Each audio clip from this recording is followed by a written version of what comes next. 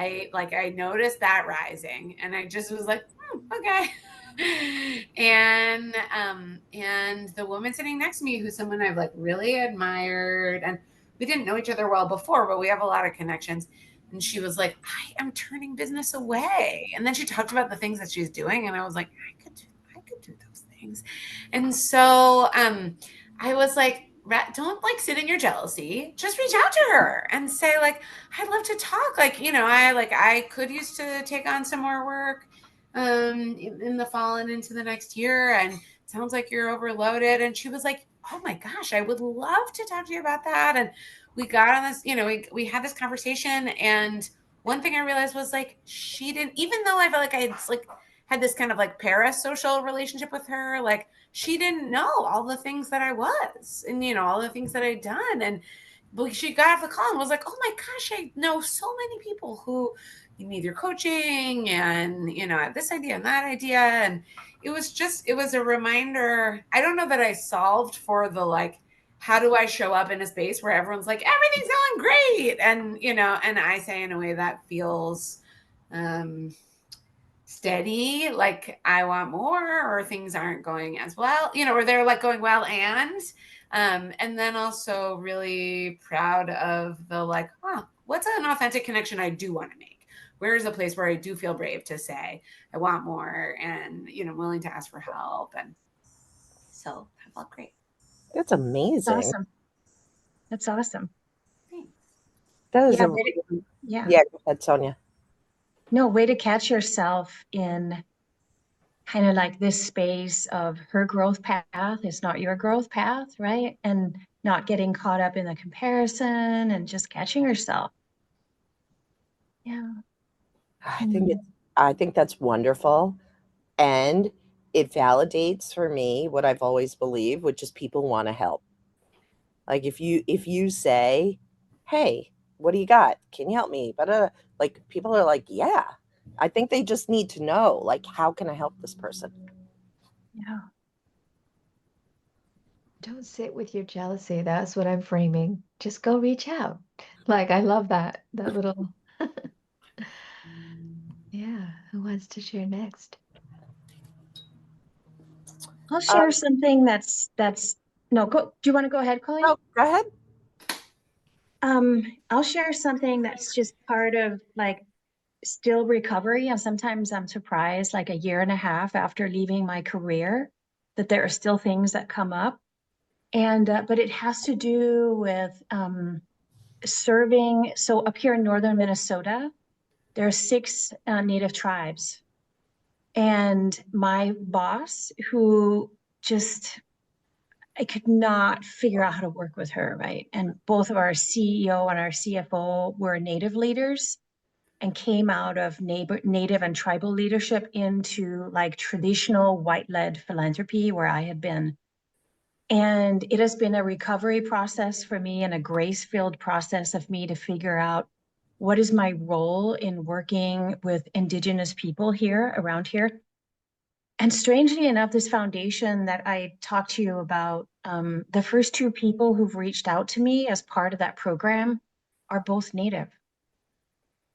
And especially the second person who reached out to me last week and asked, they look at a list of coaches and our profiles and they probably select 3 good advice, right? And want to connect. And I really had to come to terms with this.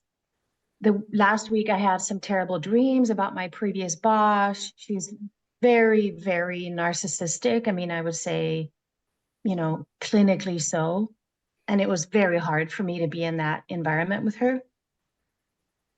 But I bumped into her last week, just like that. I was doing some intense coaching, walking along the river, and I looked up and she's right in front of me. And first of all, just to say, I felt nothing. It was so nice. And like she was gone from my anxiety, from my heart, from my body. I felt literally nothing. So that was a huge victory. And then it was like a couple of days later, poof, here comes this Native American, very accomplished, not only beautiful leader, but activist in the Native community. And I thought, why did why is this coming back to me? And I felt this immediate like pushback. I don't know if I can coach this person. I don't know if I'm ready. I was totally caught up in this like lack of self-management. And I kind of just, I actually sat down for a while and just asked for grace and prayer to enter my space with this new client. I'm meeting with her on Thursday. And afterwards, I'm like, what are you doing? She's a beautiful, strong, indigenous woman who's on a path, a parallel path to mine. She's a seeker. She's reaching out. And I just ended up in this space of, oh my gosh, I'm curious. I'm grateful for her. We're going to figure something amazing out. And if we don't, it's not my time and space. Mm. And all that to say, Arielle, it's these old patterns of here I am again. What do I have to self-manage? Why is this coming back to me? And anyway, that's my share. It's gonna be amazing regardless of what she chooses, right? And I have no control over that. All I have is what I'm here for and being clear about that. But it's kind of interesting to me how those patterns, they keep coming back and asking to be managed, right? It's like, this is part of my path, obviously. So yeah, anyway, thank you for listening. The curiosity really rings true to me. Like, you just be curious about everything that's coming your way. Mm-hmm. Yeah, And don't be attached to the outcome. right. I It's love it. not, there's nothing I can do about it, right? Yeah. It's just like, whatever it's going to be okay for her and me. Yeah. Oh, that's so beautiful. I I like mean, that. it becomes harder when when it gets like married to something that's been a source of big hurt in the past. And we're continually asked to let those things go, or I feel I am. Just like, it's just like an afterbirth of the recovery. Okay, here I am again. All right, I'm going to do the thing again. And that's the way it works, right? It's not just solved, Yeah. but it does get smaller and the recovery time does get shorter. I think. I think. It Yeah. does. It Yeah. does. Yeah. Anyway, go ahead. Yeah. Wow. I like the self-managed, what you're saying about self-managing and this curiosity that Colleen brought up. It's almost like you're discovering parts of yourself every time. Yeah. Like, who am I in this particular space? And what am I feeling? And what do I want? Yeah, so good. Beautiful. Go ahead, Colleen. So on a personal note, my dad is home from rehab after 4 months, which is incredible, and terrifying. So it's been a terrifying week. Like, I won't bore you with all the details, but it's been crazy. But he's home. My parents both seem to be adjusting well. So I'm grateful for that. Super grateful for that. Um, on a professional note, I did have over the last 2 weeks 2 conversations with these women who are in the field of mental health and leadership. And what I believe to be true, as I said before, Arielle, with your connection, is that people want to help. And so, I had really invigorating conversations with the both of them around the work that they're doing. And both of them were like, oh, I don't do one-on-one coaching. And so I would be happy to send people your way. So it was invigorating, and um, I am feeling a little stuck as to what to do now. Like, as I said on the circle community, I'm committed to getting a couple of clients by the end of the summer.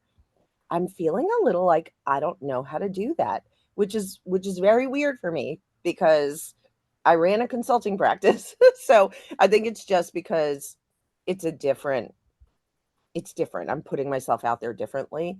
So that's kind of what I'm bringing to the group today. But yeah, but I'm in the commitment. I'm ready.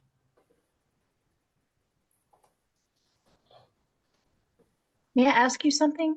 Yeah, please. Or just a curiosity around, like, it seems to me that the story that has emerged from you, the honesty about your path within mental health, and now I'm just kind of feeding back what I think, but Yeah. let me know if this is helpful.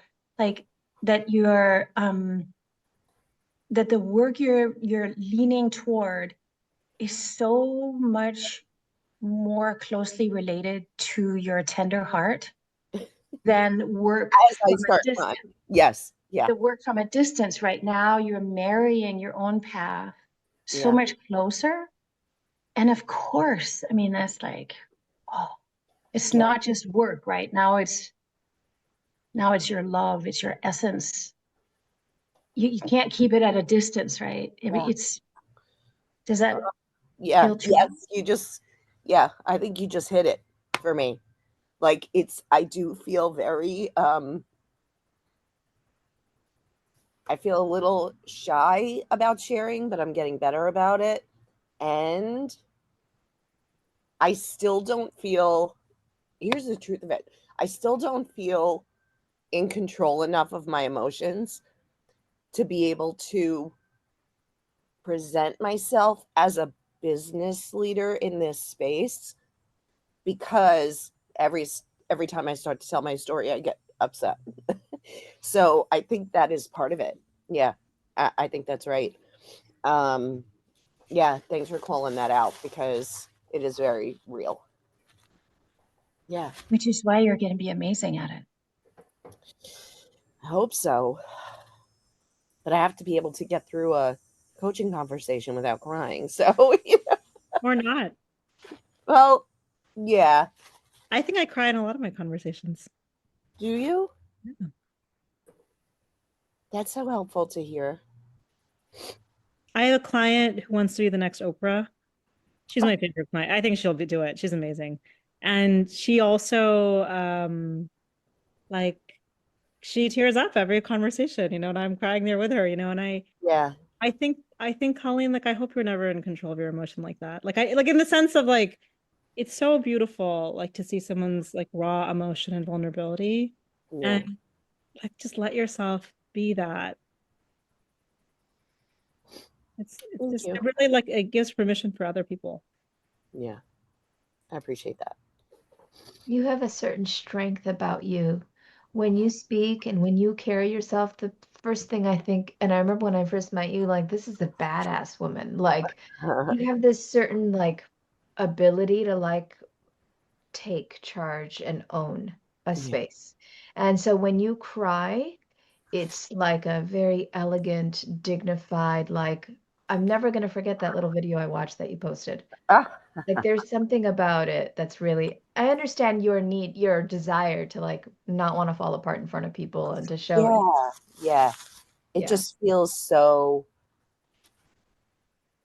discomforting to just like start crying when I'm telling my story. But I do appreciate everything that you're saying, and I have gotten so much more comfortable with telling my story. So I think, Sonia, what you're saying, like this recovery, like it comes back around, right? It's like, oh, okay, it's getting better. It's getting easier. Like even if I'm still showing emotion, I can talk through it. I can, and I've Mhm. and I've discovered that in the workplace, like I can, even if I'm showing emotion, the people around me at this job anyway know that it's not like they don't get distracted by it anymore. They're just like, okay, like just keep going. Mhm. So it's practicing that muscle, exercising that muscle. So yeah. So thanks for my share. There's a dark night of the soul arc that I can show you later if it's still relevant on my whiteboard. A few Mhm. minutes. I love that. Mhm. Yeah. that might address or give some framework for this. And Mhm. next, in 2 weeks, we will do the logistics. We will start the prospecting space. Right now, we're just finishing up the identity space, and we'll move into the prospecting space, which is the how do I say, what do I say? We'll start on all that stuff. Oh, that's helpful because I that's loved how where I'm stuck right now. So Yeah, that's and I loved how Sonja just pinpointed the essence of what the stuckness is, and then we can work on the externals, the outer game, the strategy of the stuckness. But that was really, really key what you noticed in her. I love that. Yeah.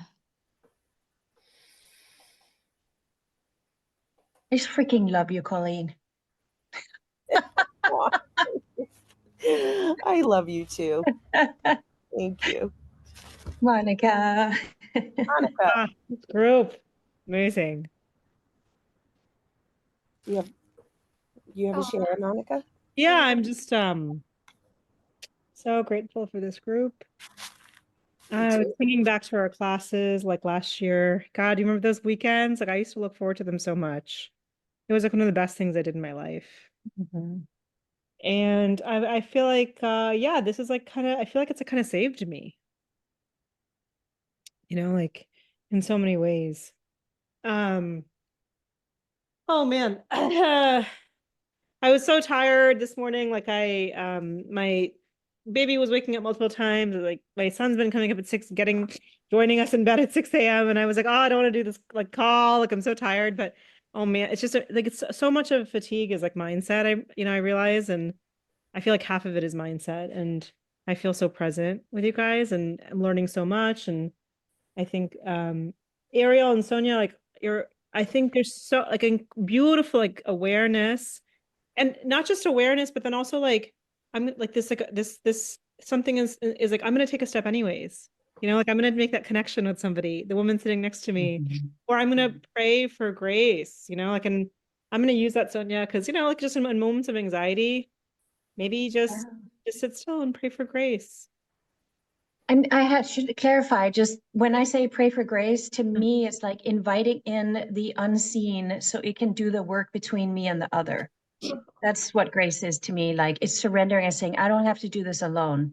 I have this, whatever that is, right? You can call it grace or spirit or my co-creator, whatever, right? But grace just seemed, yeah. Yeah, it's beautiful. Anyway, Wow, what go a ahead. Yeah. beautiful. No, I love that. It's so Yeah. beautiful. Inviting in the unseen. so that it can, how did you say it? Inviting in the unseen so that it Yeah. can do the work.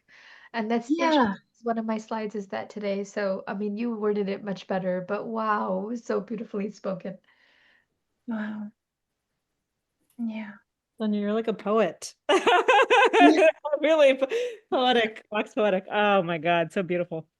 Um, and Colleen, I just want to say, like, my dad was he was in the ICU for, I don't know, how long was he? Like he had brain cancer like several years ago, and he was in the ICU for 4 months, and then he was in rehab for 4 months. And I remember the day he came home, and oh man, it's such a big deal. Did it take him a long time to adjust to being back home? Um, I think he was so weak, he was like skin and bones, like with Yeah, chemo and cancer, but he got back and he was okay. He was okay. I yeah, think that yeah. rehab was really helpful. But yeah, it was just I remember So grateful, yeah. right? So Yeah. grateful. Yeah. It's a big moment. Yeah, Yeah. I'm like really like you're such a great daughter, for being there. yeah. So yeah, they're Can't lucky. take all the credit. My sister, we counterbalance each other. So Yeah. Yeah. I think personally, this is just like a small thing but fun. I've been just more of like a fun thing. Like I've been like so focused on like getting my logo and website right. It's like the logo. I decided to work with some designer in India, and it took like 2 months, like very long, because it's a quarter fraction of the price. But then the website I'm going to start. So I've just been focusing on this thing for a while. Like, oh, I want to have a beautiful website. But anyways, my friend, he's so funny. My best friend, he was like, Monica, like people don't really use websites anymore. Like, he was like, that's like an older person thing. And I was like, I know, Malin, but like, like probably coaching older people, like people my age and older, so it's okay. It was just like a joke. We were joking around about that. He was like, "You're like aged out." Anyways, whatever. So that's just I'm really excited with the website. It'll be great. But I didn't, it's so funny. Like, obviously, I know everyone does like Instagram marketing. I didn't even think about that for the business. But just randomly, I was like, let me just create like an account, And so I created my account, my new logo, and I started like posting a little bit, and like I mean, I'm just for fun. And it was just like such a it was no, there's like no stress. I was like, oh, let me create a handle and like a bio. And it was just like really, it was just flowing and fun. And I'm like, oh yeah, like this is like what it's supposed to be. And I was like, this could be such an easy way just to like, message all my friends and being like, hey, here's my handle. Do you know anybody? Right? It's so much easier in a sense than like the formality of like an email of like, here's my website and can you refer me and all this stuff. So I don't know. I was just kind of like, it was just a nice moment of, oh, this can just like be fun and flow. So Love that. yeah. Yeah. I'm following you on Insta. Yeah. I am. Colleen. I have so many questions about the website comment because I've been thinking about that too. So, but we can talk about that another day. The other thing that comes to mind for me is, who does that really well is Dominic. Dominic is like all over the socials Yes. and does it really well. Yeah. Yeah. I have some, if we would like to transition, I have about 15 minutes of material prepared for today. Yeah. Are we ready to get started on that? And then we'll use that as a landing point for the rest of the call.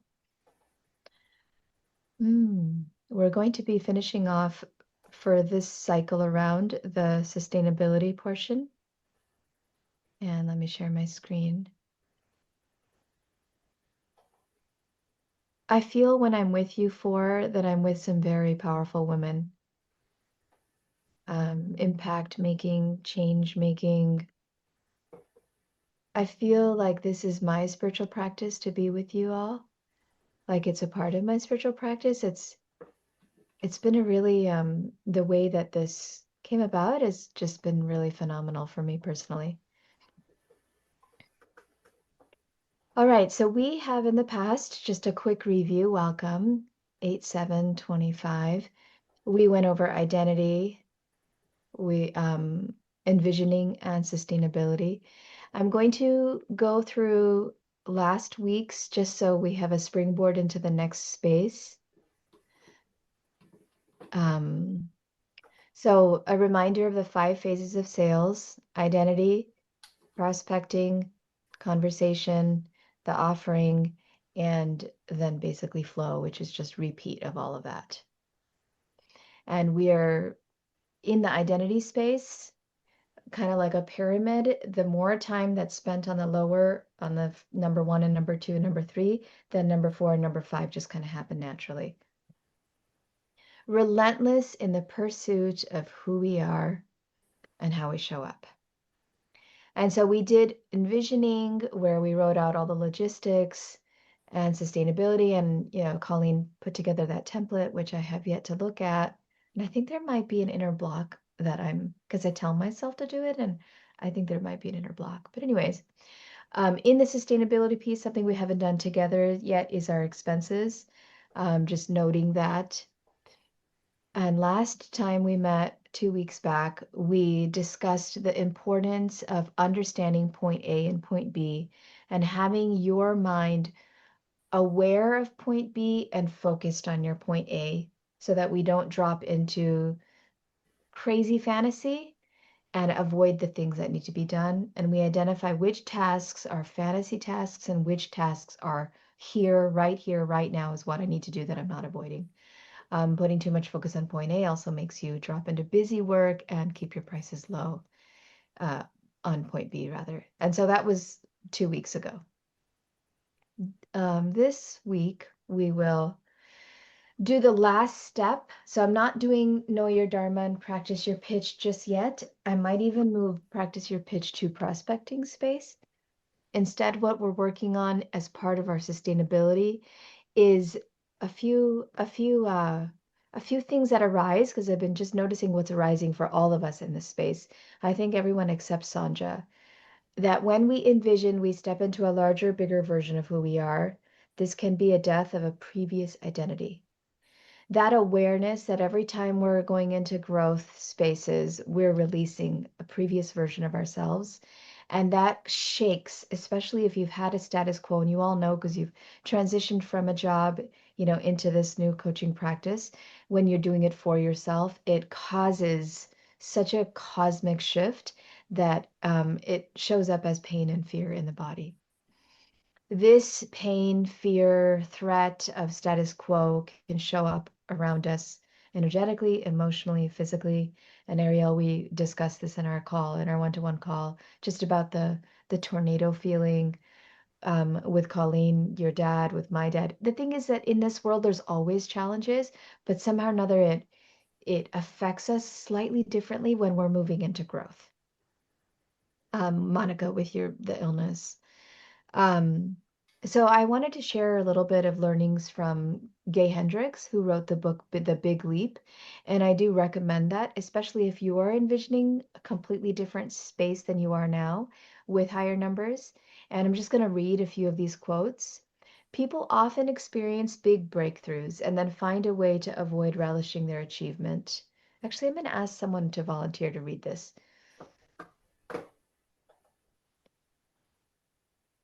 I can. Okay. People often experience big breakthroughs and then find a way to avoid relishing their achievement. They receive an award at work and then have a screaming argument with their spouse later that same night. They get the job of their dreams and then they get sick. They win the lottery, then have an accident. The newfound success trips their upper limit switch and they plummet back to the familiar setting they've grown used to. So this is known as the upper limit problem, that when you envision and then make a step towards it, you call in self-sabotaging to get yourself back to status quo.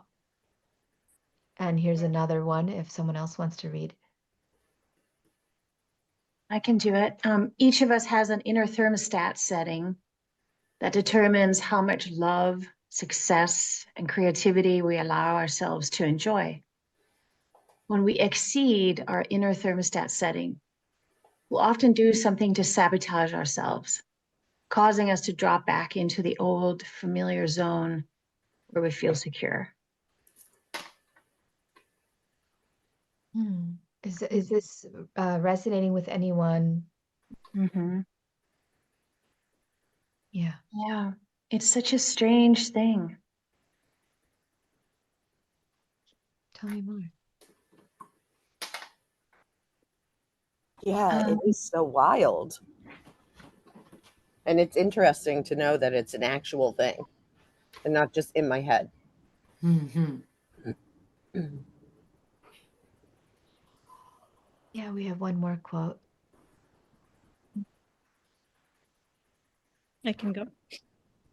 Your capacity expands in small increments each time you consciously let yourself enjoy the money you have, the love you feel, and the creativity you're expressing in the world. As that capacity for enjoyment expands, so does your financial abundance, the love you feel, and the creativity you express. So I'm just going to pause here.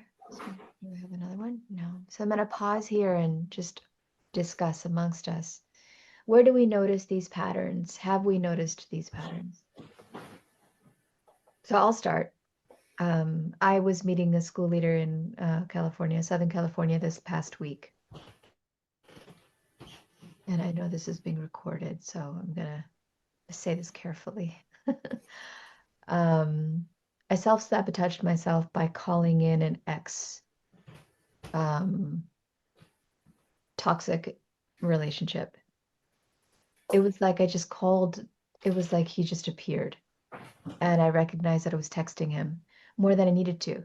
And then I'm like, wow, like it's been 17 years. Why is he here now? And it was this definite like fear of letting go of my previous identity and wanting to stay small. because then I drop into clingy energetics when I have my calls and when I'm with people, and I drop my price. You know, the whole thing shifts when you're in toxic space of like, do I matter? Am I worthy? Am I not? And so that's something that I'm recognizing and releasing. So yeah, just wanted to share that that was my upper limit problem.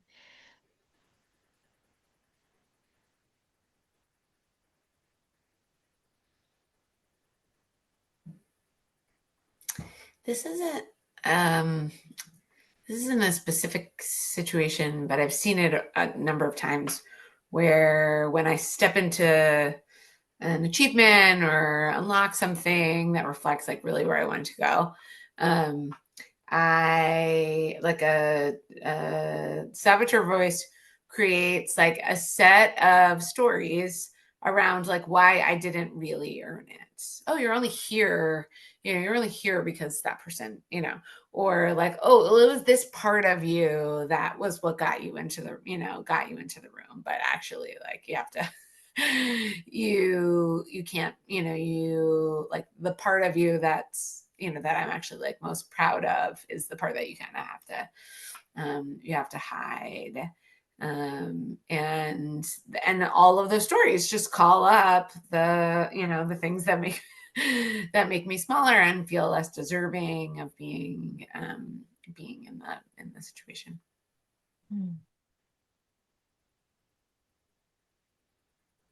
I think like after a couple of calls we had earlier, I was like feeling very, very grounded, and like 300 is the minimum I'm going to charge, like going forward. And I was feeling very good about that. But then definitely like last couple of weeks, I think I've been like out of the game because of the sickness.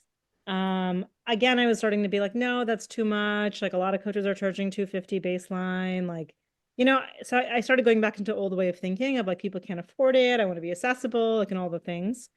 So yeah. I can see that old thinking creeping back in.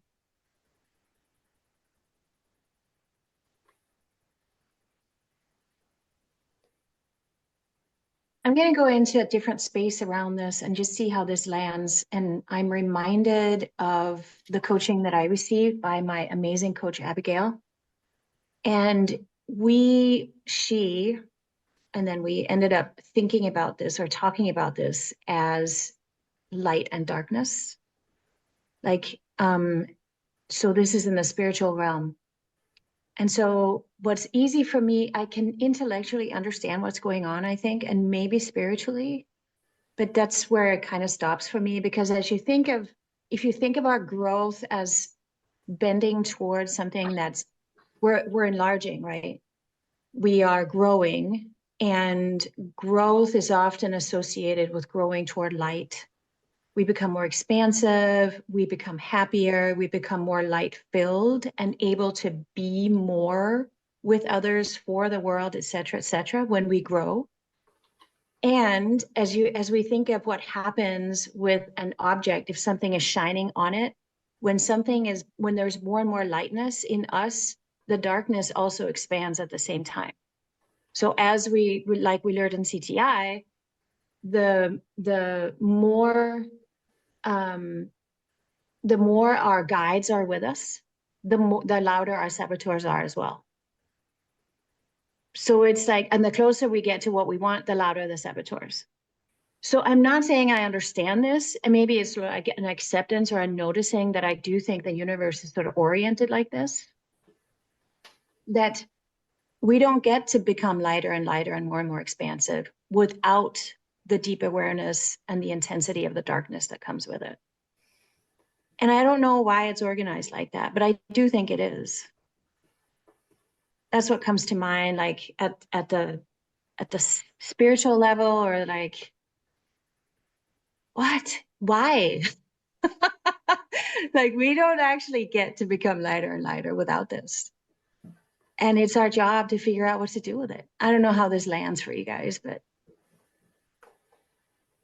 I mean, yeah, I think it's the first time I've heard this concept, so it's like really cool. Because I don't remember in CTI that what you mentioned about like when as you get closer to what you want, or when the yeah. allies are stronger, the saboteurs are stronger too. Like I don't remember that part. So but I think it's a very interesting concept. So I'm like kind of like taking it in and being like, oh. like sort of just What do you guys think? I mean, is that what this is about? There's something very fundamentalist about that. Like, and I don't know um, a whole lot. I'm not a very religious person, but Buddhism comes to mind for me, right? Because isn't that like one of the I don't know if this is true or not, but I think one of the core tenets is that life is hard. It's just life is hard. Yeah. And so that that rings true for me in what you're saying. Like that just, and I do believe I Mm. believe that fundamentally to be true. And which is why I've pushed myself so much to like just enjoy the little things, like sitting on my deck and looking at the flowers, whatever, like it just because fundamentally life is just hard. So what you're saying feels true to me. Please push back against it. I mean, am I trying to, it's like, am I just like, I don't know. Sometimes I wonder about this, right? But essentially it's like an agreement. I think I agree that there's an upper limit problem. It's just a different way of saying it. Like, because we all experience that. The Yeah. intensity of like, of enlarging ourselves, right? And growing toward what we want. It is as if I'm saying it's true. Yeah. Just maybe a different language. Do you think it's true, Arielle? Yeah, I'm curious to hear Arielle's thoughts. Yeah. Well, um, I I guess like I used to think like that the state you wanted to be in was like the state where you're like only empowered and free and and I am beginning to appreciate that like actually the strength and the expansiveness and the groundedness is like to be in the observation of it. Mm-hmm. And to know like whoa okay and actually I was reading this morning the essay prompt that I read was all about crying. And so then I like went down to all this like poetry and writing about crying. And one of the things they said was like when you keep yourself from letting the tears out, like you're also like kind of blocking off the joy. Yeah. And that so like your capacity to feel, so like the logic of like your capacity to feel those real big things ought to match your capacity to feel the hard things and the scary things and or the like empowering stories and that the strength is being able to say like wow look at that story like look up here what you're saying like whoa here's this this person in my text and and to see it and notice it and it's not like the action or it's not like the thing that matters, right? That's meaningful, but your relationship to it and your capacity to move in and out of the situations with ease. Sorry, go ahead, Monica. Were you going to say something or someone? It's like interesting, like as I often think of my grandfather, and it's interesting because I wasn't close to him really. I used to think he was like super boring.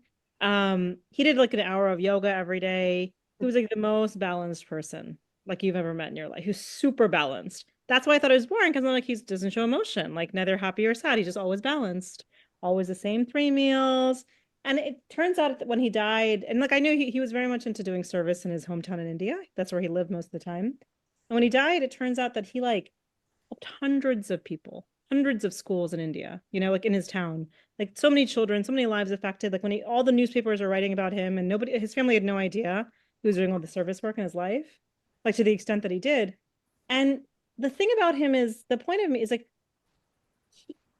the Hinduism is like ultimately the point is unattachment, right? And so like you only we believe in like reincarnation. You only sort of leave these cycles of reincarnation when you are really sort of detached, and like there's like no negative or positive karma associated with you. And I feel like, I don't know, I think about that concept a lot of like, how can I be unattached but in action from like, and like, you know, it's funny, if he was to hear these Great question. conversations, he would probably be like, oh, that's a lot of drama, the lightness and the darkness and all this stuff, you know, and like all the coaching stuff and all the emotion. I'm very dramatic, like for sure, about my life and the victimization and of my mother and all this stuff, right? But I guess, but he was just so simple. There's no drama. Like it was just Yeah. attachment and service. And I don't know. I think about that too. I'm just like, it, part of me feels like there's another, this is, I know, kind of challenging to this conversation perhaps, but there was no ego there with him. He was just in service. And so much of this Yeah. coaching stuff we do and this conversation is about like ourselves and our ego and our like wanting to get to lightness or whatever. And I don't know. It's just like, it's just kind of, I'm riffing, but it's just kind of coming to me. Like, what is this really, you know? That unattachment or detachment really rings true for me because it's what we're taught as coaches, right? Be detached from the outcome, Yeah. right? This isn't about you. This is about the client or Yeah. the people that you're helping. Yeah. And so has anyone read Michael Singer, The Surrender Experiment? Um, he's sort of a, I guess, a guru in his own right, but um, he writes a lot about detaching yourself from the things that are happening in your world, and that can be anything from personal illness to all the way to like global war, right? So, and talks about being an observer. And Gopi, you said it, like being an observer of your of what's happening around you to enable that detachment. So that's what I'm picking up is this thread of detachment is ringing is true in all of these different places. This is such a deep spiritual conversation. It's really filling me. This whole, the whole frame of what every single one of you are saying, there is light and there's equal shadow, is what's landing. And what my awareness of that is that as your capacity to hold light comes, your capacity to hold shadow also comes because you always remain the detached observer. That you're not so completely broken down by it. Just personally, with the more cancer comes with my husband, every time it comes, it affects me a little less. I learned the internal, what is inside of me that needs to be worked on for this time. When my son had his tumor, when my this, when, every time the conflict, the challenges, the shadow comes, it's definitely an upper limit problem. It's definitely correlated to my light.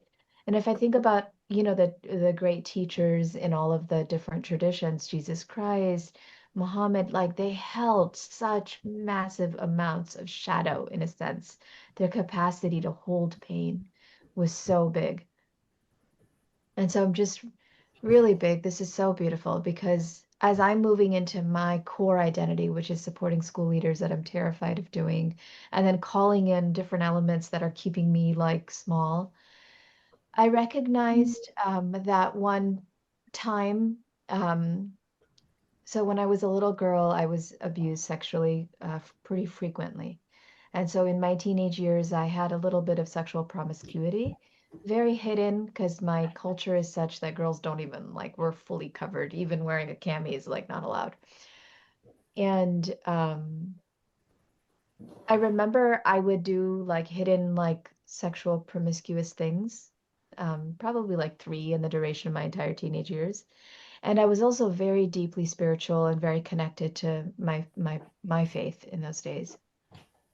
And after I would do the task, like masturbate for 2 hours, or like go escape to hang out with a boy and kiss him, or like things that for us is a complete no-no, but probably normal for regular American teenagers.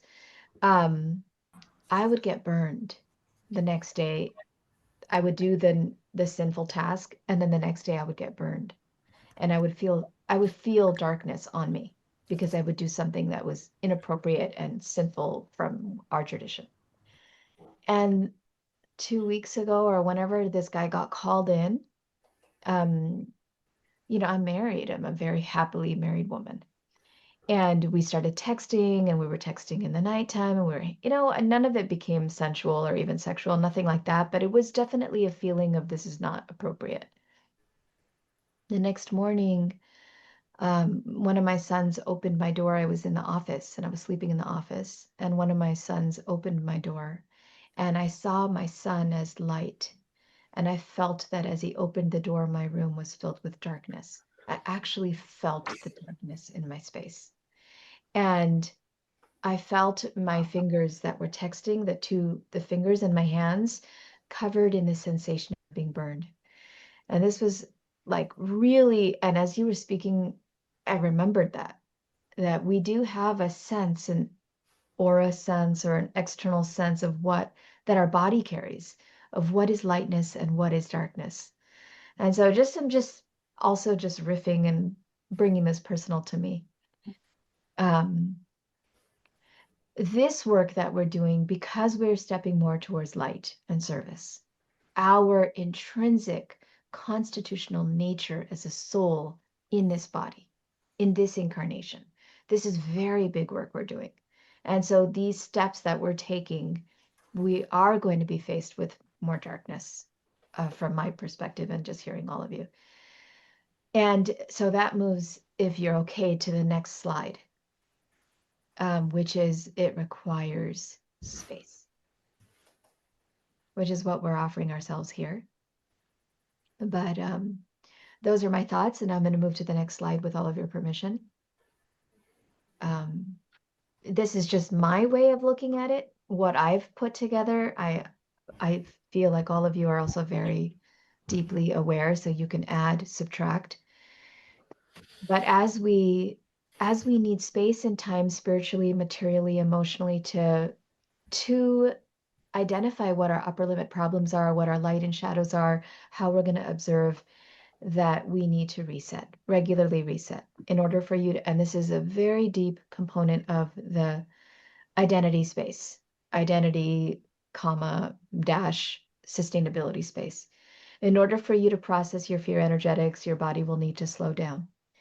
You are shifting your identity from overworking and overbusy for small amounts of money to doing much less for much more.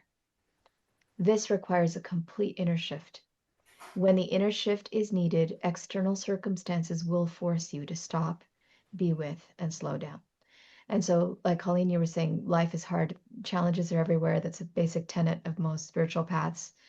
When we are moving into higher light and bigger steps and more money for us in this space, that means more money because money is equivalent to service. When we are moving there, the circumstances that are usually difficult around us may seem even stronger and even harder. That the mindset may cling to them and hold on to them, just to be aware of that, and that the slowing and the resting and the resetting is part of it. So here are some steps, and you all can share what your steps are. Feel the fear and terror and pain. Be with your emotions. This is all stuff we know. Find your curiosity and wonder, why is this here? Why is this intense for me right now? What am I working through? Which is what we're already all doing. Slow down, make space. Be mindless, even aimless. So if it's okay, I'm going to share. Monica was like, yeah, I was just like walking around in the mall aimlessly. Like, give yourself permission to do that. Like, that is a step. Like when we have celebrate your steps, now we're going to add those steps to celebrating our steps. That, when your dad is like, oh my God, I don't want to do anything. It's not just the, yay, I got a client. Yay, I had a conversation. Yay, I made money. It's also the, yay, I did nothing. I'm going to brag on the fact that I did nothing today. That space is also really important, and we give ourselves permission for that. Be mindless, even aimless. And I think for all of us who are really high-powered women who are just like constant go-getters, and we like have reached the height of our careers, and we're not used to slowing down, and we're in high productivity, and I had post-it notes all over, and like we see that as actually like a weakness to have to slow down and rest. And so as we're shifting, the slowdown and the rest is our superpower. Rest more than usual, gradually get back up with your new spacious identity. Then the new shadow is going to come in, light shadow dynamic, and then you're going to have to drop back into the observer and go back into the rest. And this is going to be the cycle. And when you do this, permission, know deep within that your spaciousness, built by I'm saying spaciousness again here. Slowness and rest is the most important step for your mission focused work in this world. Give yourself permission every day to slow down, find space, and rest. And I think I've said this enough and everybody understands it. When I burned out, that's what I had to do. I had to be okay to just lie in my bed and not move. When I feel pain regularly, this whole chemo thing, I have to do this is what I enjoy doing. It's similar to what everyone was saying to Colleen, like let yourself cry and it's okay if it's public.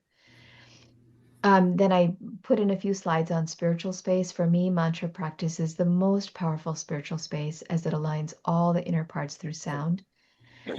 As an alarm clock wakes the external consciousness through sound, the internal awareness of all of our parts aligned in the highest level of service is awakened through mantra, spiritual sound. Now, everybody has different spiritual practices. You do what works for you. And so I wanted to just stop here and discuss a little bit about what is your built-in space and rest, and then move into, is there a spiritual practice with that? And I want to also bring attention to the fact that I don't like limiting spiritual conversations to just specific religions. So as I speak about the spiritual, for those who may not be spiritual or religious, I don't want to make it feel like you're being forced to be a part of my practice, which is mantra.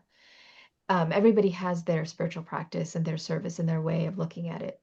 I just share what works for me, and you share what works for you. And so that's what I wanted to open up a few minutes. Maybe we'll keep it to like 4 minutes of what is your rest? What is your spaciousness? What is your routine of rest and your routine of space?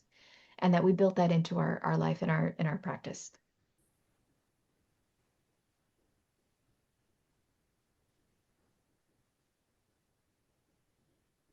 I love this question so much because it was like what Sonja, what you were saying about how like patterns come back asking to be managed, right? This is one of the things.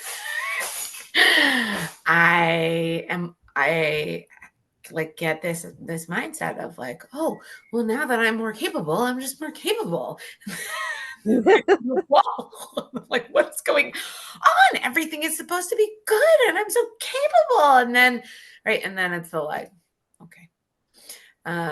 Like learn, like reset and rest. And there's a quote from my very favorite movie, When Harry Met Sally. Have you seen that movie?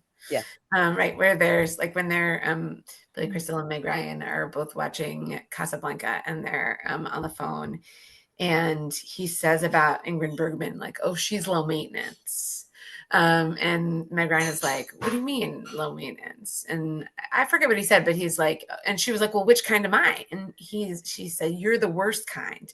You're high maintenance, but you think you're low maintenance. And I think the worst kind is what I identify with, is just high maintenance, right? Look, requiring, right, space and rest and, requiring all the things, but thinking I'm low maintenance, thinking the like, oh, this is this is like a self-maintaining car or self-cleaning litter box. Or so I'm like, I don't know. And it's this vicious cycle. And even what's tricky too is like, I have this beautiful meditation space. I go to it every day. I journal and I go to bed at like 9:15. I like there. And I think like the more I'm like awake and alive and attuned, the more I have to like dial up the reset on the other side. And I'm like, and every time I talk to my amazing primary care doctor, he's like, what tools are you using to manage the anxiety that you feel in your body? And I'm like, let me tell you. I am a professional, you know, kind of like rester, chiller, whatever. And it's like, the things I'm taking out of this conversation are like, one, like more, right? Because the more the good, you know, the more you have to balance. And two, like, it's also about not doing. And allowing it to be aimless and, you know, and just totally still without even like scheduling the stillness. I love that. Like, I'm a professional rester. I love it. I love it. Awesome. And I'm tired. I think do the spirit of it by being like, I'm gonna do it so good. Yeah, you just made me tired by your listing of all the things you do to rest. I'm like, that's a lot. I'm a napper. Literally, like, I will just shut down and I'm like, I'm gonna go lie down. It could be like the middle of a work day. If my brain is not firing, I'm like, I'm gonna go lie down for a half hour. It doesn't happen often, but you know, often enough that like I just that is how I am. Like my body will just be like, nope, we're done. You know. So yeah. I might need a nap after this. Your practice is napping. Yeah. Yeah, what I about will you? say, no, go ahead. Yeah, I just said, what about you, Sonja? Oh, I will say I have practices that I love, and I'm not in a space where I long for them enough to where I do them every single day. Yeah. But what I do most, I would say maybe 5 times a week, is that I go to my studio in the morning and I do yoga.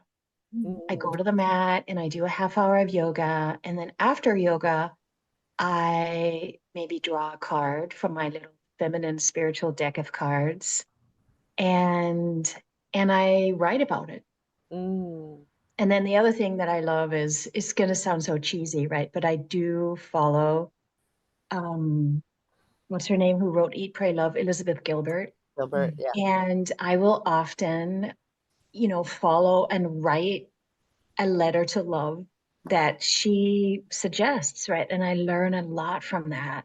And so anyway, and then finally I'll say that I feel this, I want to develop, I long to develop a more regular practice, and I feel called to it because of the spiritual retreat I am co-guiding in the fall, where this is part of it, right? I feel the longing to know my guides better and what really, really grounds me. And so I feel like I will get there. And then one more thing, Monica, like I really want to channel your grandpa here and remember that this conversation about why we do the things that we do, and it can, if you are somebody who is used to being busy and outwardly focused, it can seem navel gazing. And I want us all to remember that we're doing this because we serve. Yeah. Yeah. It's all in service of serving. Yeah. And that if we don't do this, we can't serve. And so it's not that I've had to come to terms with that too. It's not just like, oh my God, there she goes spending time with herself again. And I can hear that the negative, right? Oh, she's spending all this time navel gazing. Yes. So that, right? It's all because of the so that. And I know if I don't do it, I can't, like, if I hadn't done all this and hadn't read all this and studied, and like my husband gets exhausted with it, I can't serve my clients as well. Yeah. Yeah. You know what? You know what's funny about that stuff is like what came as soon as you said that, what came up for me, and this is such a contradiction, right? Because yesterday I was coaching with Gopi and I was like, I want to serve UN leaders, right? Like I was like going back to like all there, right? And like what just came up for me when you said that is like, I'm like, I don't want to serve anybody. Like I just want to serve myself. My whole life I've been serving everybody else. Like literally, I'm a people pleaser. I am Enneagram helper. I'm such a helper. You know, like I'm so burnt out from my whole life of doing this that I'm like, I just want to serve myself. And you deserve that, Yeah. by the way. You Yeah. deserve that. Yeah, I'm just like I'm just so tired, and I think for me like what I I don't like meditate, I didn't like meditate and do anything. I look at my calendar. I'm like, do I have 2 hours today of nothing? Just make Nice. 2 hours, like, or Yeah. something, at least an hour, right? Just to like, because I'm like, I'm just like the kids have just been like burning me out. Like I love them, but like, it's just a lot. And so I'm like, yeah, I just need that. I just need time of nothing. That's it. It's awesome. And I don't even want to like meditate or do anything else because I'm like, that is something else to do in a way. I just want nothing. I want nothing. Yeah. So all four of us give you permission. Nothing. Yeah. Absolutely. Just Yes. just do nothing. Yeah. Okay, that was great. It's so funny. I love how Sandra's like, yeah, I don't do much, but I do. Yeah. Yeah. So awesome. Okay. I love Okay. the Elizabeth Gilbert love. I'm gonna look that up. What? Okay, Yeah. I'd love to know. I hear about that too. there's just now a few minutes left. As we're moving into our upper limit problem, as we're seeing the light and the shadow, as we're trying to rest, as we're trying to, do these leaps of money, this is a beautiful poem from my tradition that I wanted to share. Krishna is our name for source, spirit, universe, and all the cosmic energies, both personal and impersonal. And this is what you said, Sonja, when you started about grace. Krishna will undoubtedly protect me. And so I liked that how you had also worded it, that he will fill, he or they or she, he, she, it, goddess, whatever, they will fill in the spaces between, how did you say it? They will fill in the spaces between like what I need to do. And so this idea that we also have shadow, we also have pain that we have to hold. And so the word here that's used is rakshibe, which is protection, and that we're not alone. And there's 6 principles of surrender, and this is one of the principle of surrender. The Sanskrit up there, avashya rakshibe Krishna. That avashya means like absolutely, undoubtedly, with full certainty. I am carried. I am not alone. I am protected by my guides, by my flowers, by my plants, by the universe, by Krishna and all of its manifestations. And then there's a really beautiful poem. This is going a little deeper, a little more personal to my tradition. Within my heart, I have always been anxious for the maintenance of my wife and children, my own body and relatives. How will I earn money? How will I obtain fame? How will I arrange the marriages of my sons and daughter? Now, through self-surrender, I have been purged of all anxiety. O Krishna, surely you will provide for the maintenance of your household. Surely you will preserve me, knowing me to be your own servant. O Krishna, in your devotional service, I feel great happiness. All events take place by your will, O Krishna. I will serve you free from all anxiety, and at home, if any good or evil should occur, it will not be my responsibility. It is yours. Bhakti Vinod, who's the author of this poem, thus gives up his worry and engages in the exclusive service of Krishna with no other interest in life. And so I just wanted to end with that poem.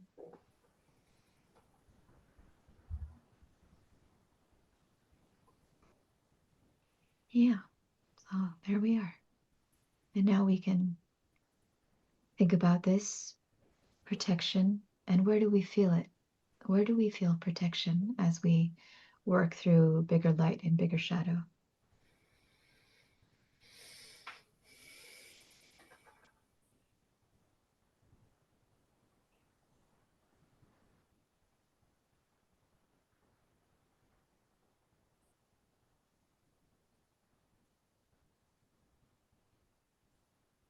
I do feel like I'm protecting myself. I've learned to protect myself over the past year and a half. So I mean, I'm like growing into it, and it's awesome. Yeah. I quite frankly, I think I have only ever protected myself. I don't think I've felt I don't think I have not felt protected by anybody. Like, not by my parents, not by my ex-husband, not, um so that's sort of a desire for me as I continue to grow to get comfortable in the protection of others and like finding that protection, you know. And I have it to some extent with my friends. You know, I have a small group of close friends, but um yeah, I feel like I've only ever been in self-protective mode. Mm.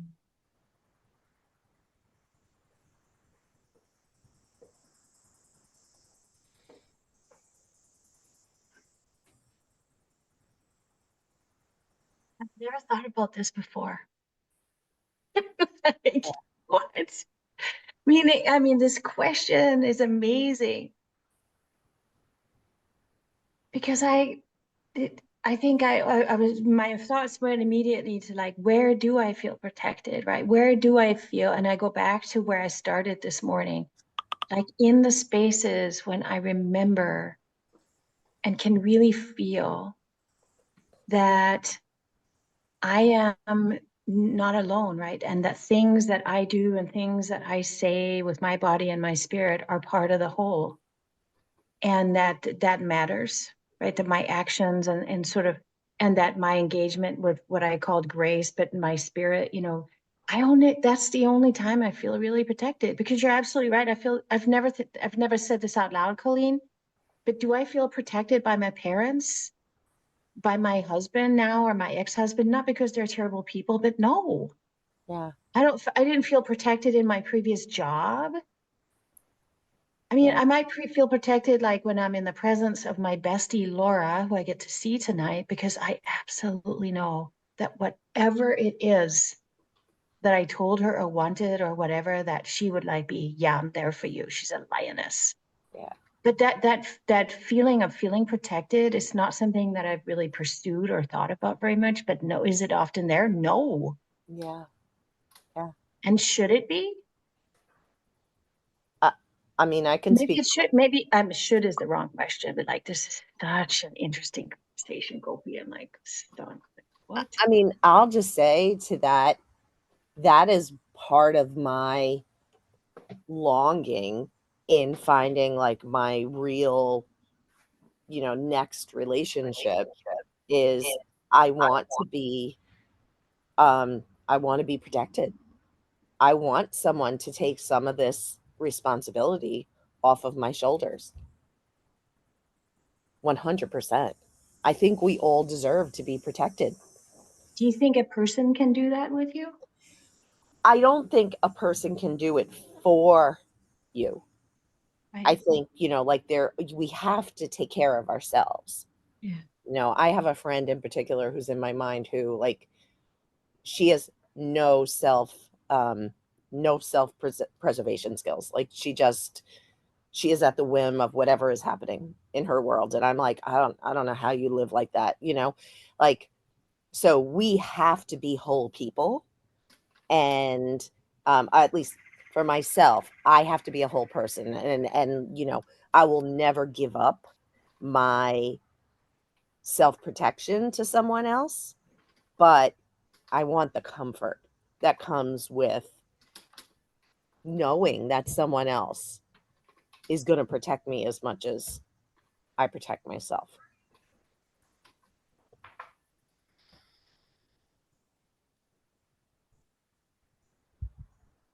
Yeah.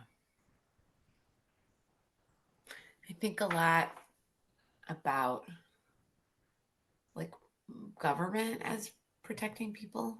Yeah.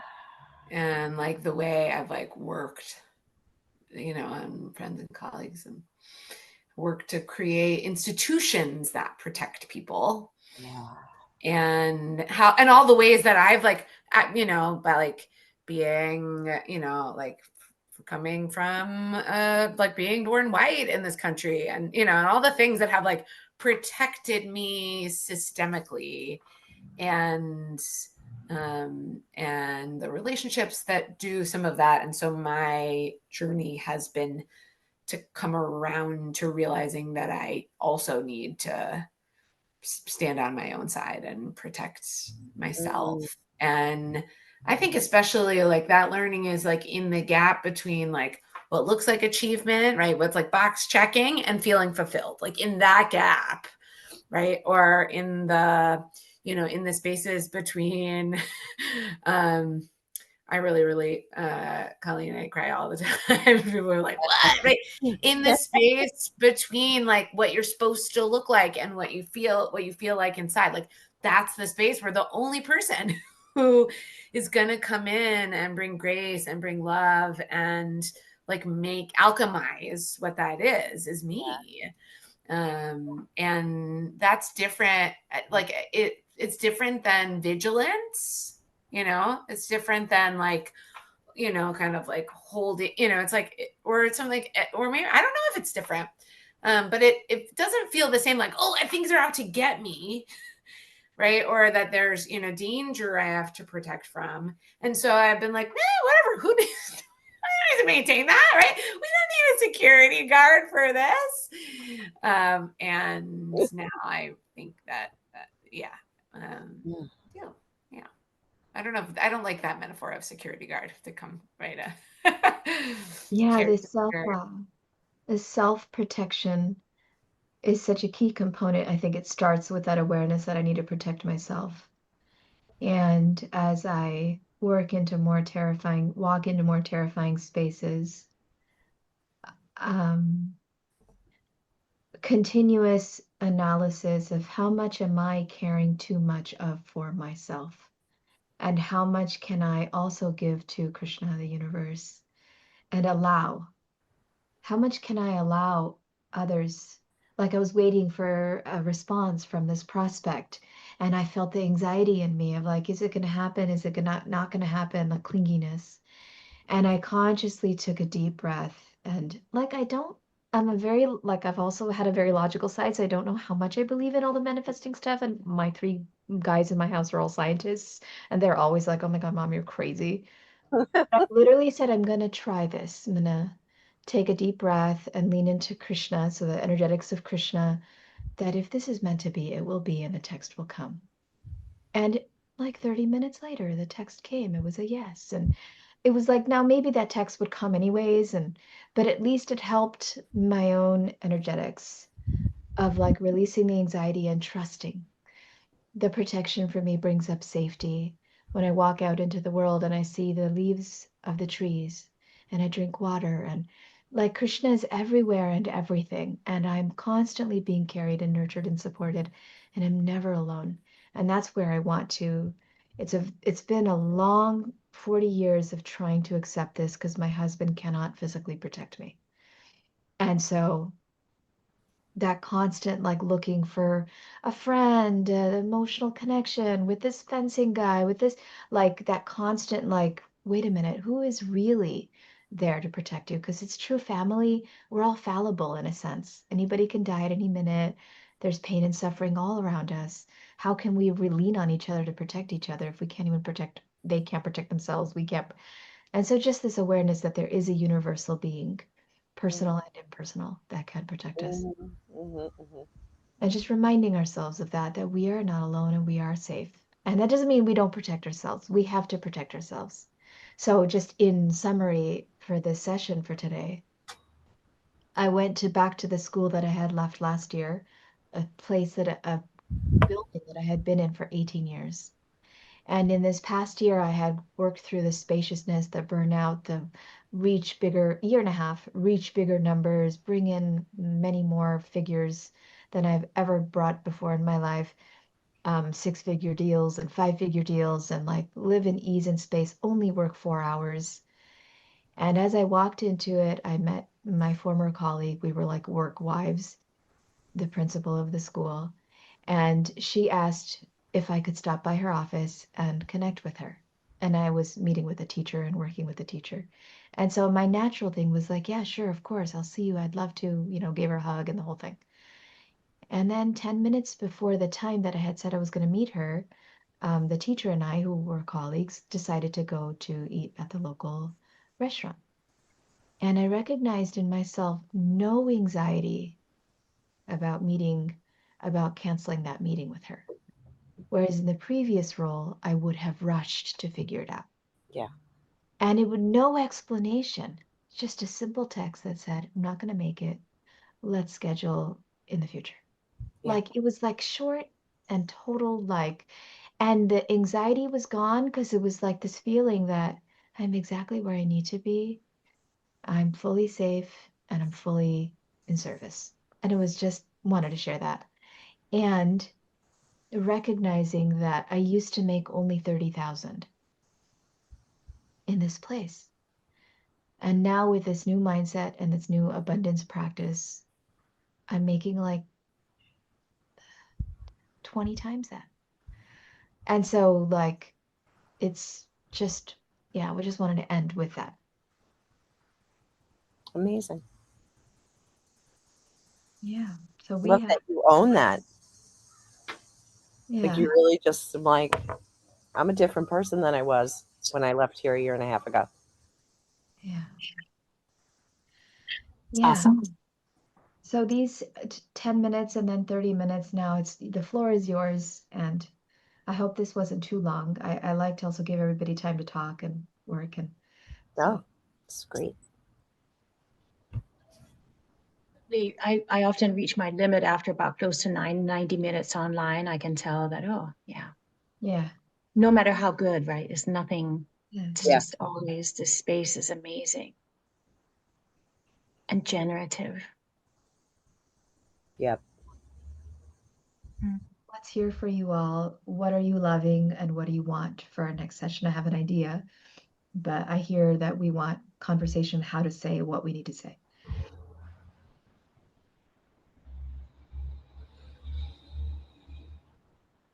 Do you mean that in the concept of, in the context of prospecting?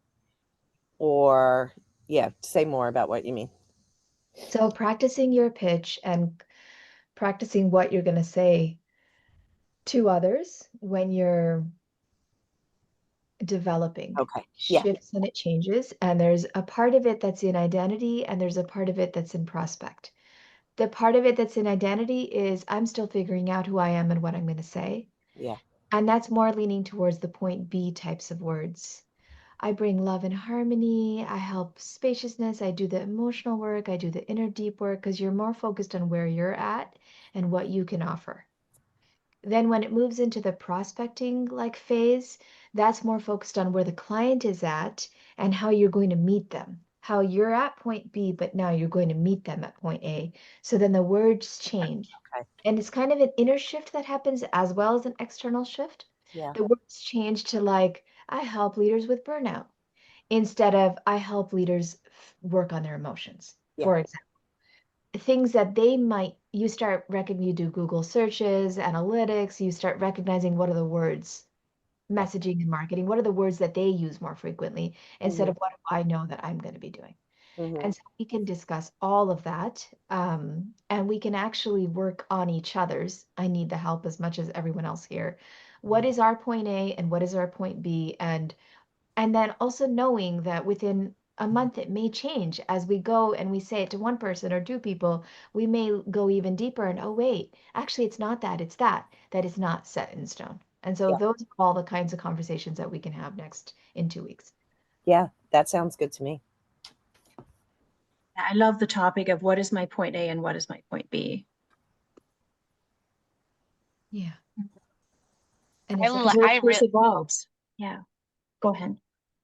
yeah, I really I like that so much. The way I had been saying it to myself was like, am I offering to people kind of like what could be, or am I telling them they have a problem? Like, am I pathologizing? And that like the recognition that I like the way that like the point A, point B framework, and just engaging with that dichotomy that way. So I'm into it.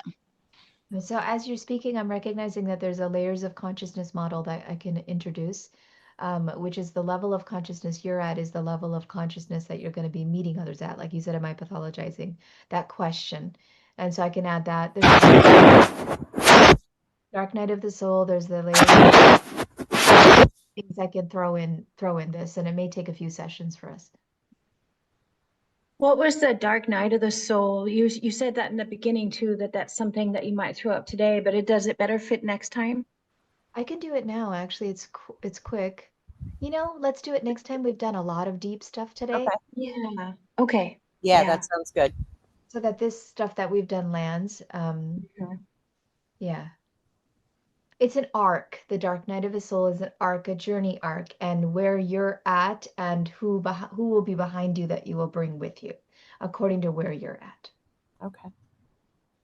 Okay, I don't know if this is related to any of these things, but like I know for me, over the last month or 2 months, even like my target audience like has shifted so much, and it's like continuing to evolve and be very different.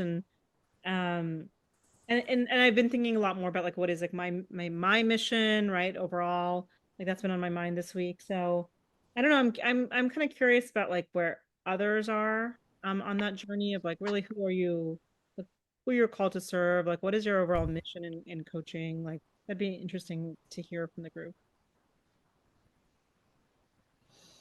I am still working on that. Yeah, same. Yeah, Yeah. it's changing a lot. I didn't think it would change so much. I'm like, oh wow, yeah. Yeah.